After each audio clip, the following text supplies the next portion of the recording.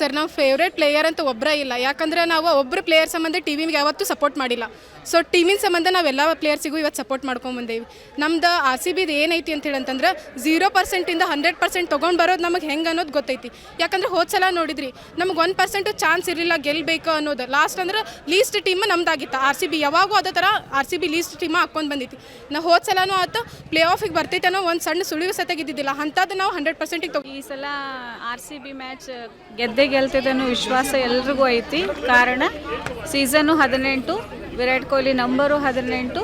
ನಾವು ಫೈನಲಿಗೆ ಬಂದಿರೋದು ಗೆಲ್ಲಲಿಕ್ಕೆ ಅಂತಲೇ ಬಂದಿದ್ದೀವಿ.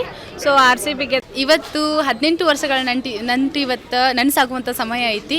ಇದು 18 ವರ್ಷಗಳ ಕನಸು ಏನಿದೆ ಅಲ್ಲ, ಇವತ್ತು ತಡ್ಕೊಂಬಂದಿರುವಂಥ ಕ್ರೇಜ್ ಇವತ್ತು ಫೈರ್ ಆಗುವಂಥ ಸಂದರ್ಭ ಐತಿ.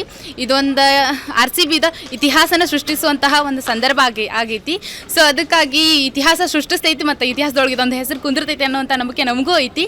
ಸೊ ಕಪ್ಪಂತೂ ಗೆಲ್ಲತ್ತೇವೆ. ಇಷ್ಟು ವರ್ಷ ಕಾಯ್ಕೊಂಡ್ಬಂದೇವಿ, ಯಾಕಂದ್ರೆ ಇಷ್ಟು ವರ್ಷ ಇರುವಂತಹ ಕ್ರೇಜ್ ಇವತ್ತು ಫೈರ್ ಆಗಿ ಹೊರಗೆ ಬರ್ತೈತೆ ಅನ್ನೋದು ನಮಗೆ ಗ್ಯಾರಂಟಿ ಗೊತ್ತೈತಿ.